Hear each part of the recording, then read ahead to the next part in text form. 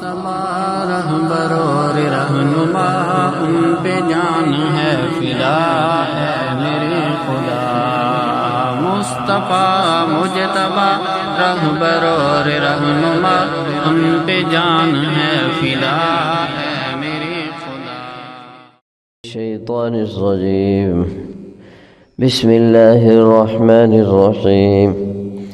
الذين آتيناهم الكتاب يعرفونه كما يعرفون أبناءهم وإن فريقا منهم ليكتمون الحق وهم يعلمون الحق من ربك فلا تكونن من الممترين۔ وہ لوگ جن کو اللہ تعالی نے کتاب عطا فرمائی ہے، یعرفونہ کما یعرفون ابناءہم، وہ ایسے ہی پہچانتے ہیں حضرت محمد عربی صلی اللہ علیہ وسلم کو جیسے وہ اپنے بیٹوں کو پہچانتے ہیں۔ وَإِنَّ فَرِيقًا مِّنْهُمْ لَيَكْتُمُونَ الْحَقَّ، اور یقین جانو کہ ان میں سے ایک گروہ ایسا ہے جو حق کو چھپاتا ہے، وَهُمْ يَعْلَمُونَ، حالانکہ وہ جانتا ہے۔ الحق من ربک، حق تیرے پروردگار کی طرف سے آ چکا۔ فلا تکونن من الممترین، لہذا آپ نہ ہو جائیے شک کرنے والوں میں سے۔ یہود کے متعلق، اہل کتاب نصارہ اور یہود کے متعلق یہ تذکرہ ہے، خصوصاً ان کے جو علماء ہیں وہ ایمان قبول نہیں کرتے حضور سرور عالم صلی اللہ علیہ وسلم کو اللہ کا نبی اور آخری نبی تسلیم نہیں کرتے۔ اللہ تعالی نے وضاحت فرمائی کہ وہ کسی مغالطے کا شکار نہیں ہیں، وہ کسی لا علمی کا شکار نہیں ہیں، انہیں 100% بلکہ 110% حضور سرور عالم صلی اللہ علیہ وسلم کی رسالت، نبوت اور حقانیت کا یقین کی حد تک انہیں علم ہے، سب کچھ معلوم ہے کہ یہ اللہ کے سچے نبی ہیں۔ اور 110% اس لیے کہ آپ فرمایا کہ یعرفون کما یعرفون ابناءہم، جس طرح کوئی اپنے بیٹے کے بارے میں جانتا ہے کہ یہ میرا بیٹا ہے، اس میں اس کو کوئی شک نہیں ہوتا کہ یہی میرا بیٹا ہے، میرے گھر پیدا ہوا ہے، میری پرورش میں ہے۔ اور بیٹے کے جسم کا کوئی بھی حصہ اس کی معلومات سے چھپا ہوا نہیں ہوتا، بچپن میں ہی، پیدائش میں ہی اس کی گود میں آیا اور اس کا کچھ بھی اس سے چھپا ہوا نہیں ہے۔ جس طرح یہ اپنے بیٹے کو پہچانتے ہیں، اسی طرح فرمایا یہ حضرت محمد عربی صلی اللہ علیہ وسلم کو ان کی حقانیت اور رسالت کو پہچانتے ہیں، اور اس کے باوجود یہ انکاری ہیں، تو یہ صرف حسد، ہٹ درمی اور ضد ہے۔ حسد اور ہٹ درمی کا علاج کو نہیں ہوتا، کہتے ہیں نا میں نہ مانوں کا کوئی علاج نہیں ہے۔ تو جس نے میں نہ مانوں کی قسم اٹھا لی ہو اس کو آپ کیسے سمجھائیں گے؟ یہود میں سے بڑے عالم تھے حضرت عبداللہ بن سلام رضی اللہ تعالی عنہ، اسلام میں داخل ہوئے اور جلیل القدر صحابی بنے۔ ایک دفعہ حضرت عمر رضی اللہ تعالی عنہ سے فرمایا کہ میں ایمان لانے سے پہلے بھی حضور سرور عالم صلی اللہ علیہ وسلم کو، ان کی نبوت اور حقانیت کو ایسے پہچانتا تھا جیسے اپنے بیٹے کو پہچانوں، بلکہ اس سے بھی زیادہ پہچانتا تھا۔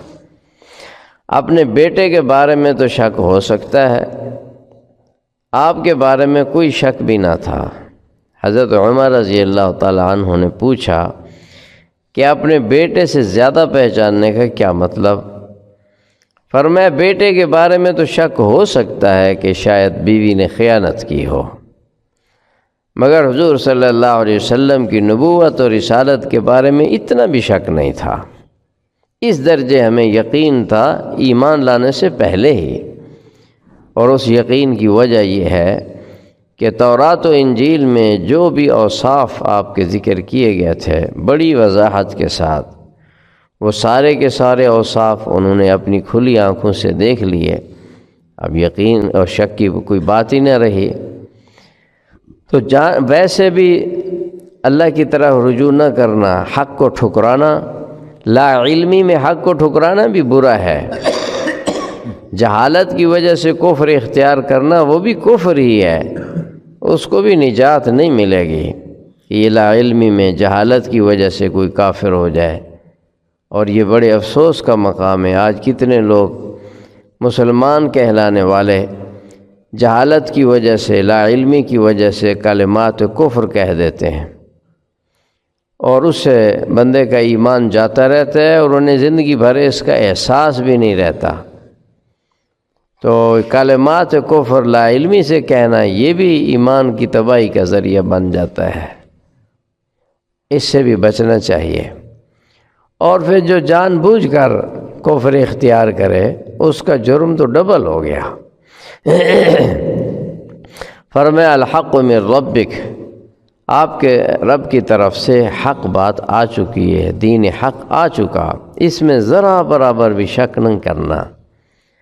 جو دین کے بارے میں، اللہ کی کسی حکم کے بارے میں، حضور سرور عالم صلی اللہ علیہ وسلم کی شان عرفہ کے بارے میں، آپ کے سنتوں کے بارے میں شک میں مبتلا ہو گیا، تھوڑا سا دل میں تردد آ گیا تو ایمان کا خاتمہ ہو جاتا ہے۔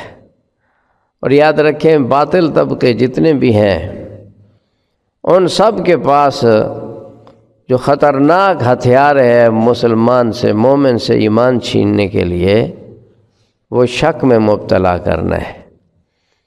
مسلمان کو شک میں ڈال دو۔ قادیانیت اسی کا استعمال کر رہے ہیں، منکرین ختم نبوت، منکرین صحابہ، وہ سب اسی شک کو استعمال کرتے ہیں۔ یہود و نصارہ، ان کے سارے دلائل، ان کی سب حجت بازی اسی کے ارد گرد گھومتی ہے کہ مسلمان کو شک میں ڈال دو۔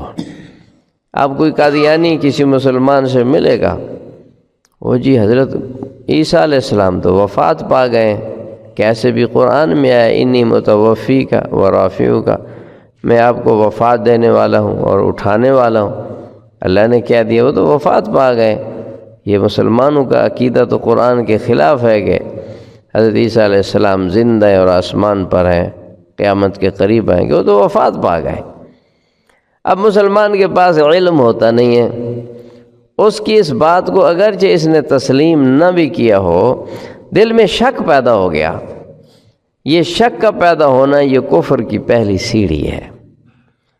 اب اس کا علاج یہی ہے کہ یہ فوراً اپنے عالم سے رابطہ کرے، کسی معالج کے پاس جائے کہ اندر بیماری آ چکی ہے، وائرس آ گیا۔ اگر وائرس کے لیے فوراً ڈاکٹر سے رجوع نہیں کرے گا تو وہ وائرس اس کو تباہ کر دے گا، مگر علماء سے لوگ رابطہ ہی نہیں کرتے۔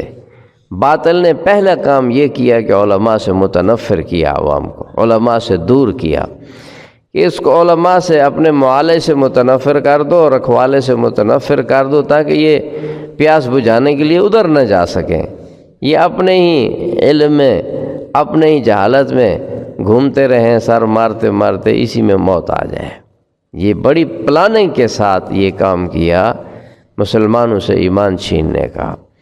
اور یہ جو کرونا کے نام سے جو فتنہ آ چکا ہے، یہ بھی ایمان چھیننے کا ذریعہ ہے۔ اب کرونا ہر طرف ایک بکواس لگی ہوئی ہے۔ حدیث پاک میں واضح آیا لا عدوہ، یہ متعدی چھوت نام کی کوئی چیز نہیں ہے۔ کسی بیماری کو چھوت بنا لینا، یہی خود ایمان کے خلاف ہے، عقیدہ توحید کا انکار ہے اس میں۔ لیکن آج پوری دنیا اس کی لپیٹ میں ہے، اور مسلمان، اس کرونا نے لاکھوں لوگوں کا ایمان چھین لیا، لاکھوں لوگوں کا۔ اللہ پاک کی حفاظت فرمائے۔ بھائی اپنے طبقے سے، اپنے علماء سے جڑ کے رہیں اگر ایمان بچانا ہے، ورنہ ہر طرف طوفان ہے، ایمان چھیننے کی آندھیاں چل رہی ہیں۔ اللہ پاک کی حفاظت فرمائے۔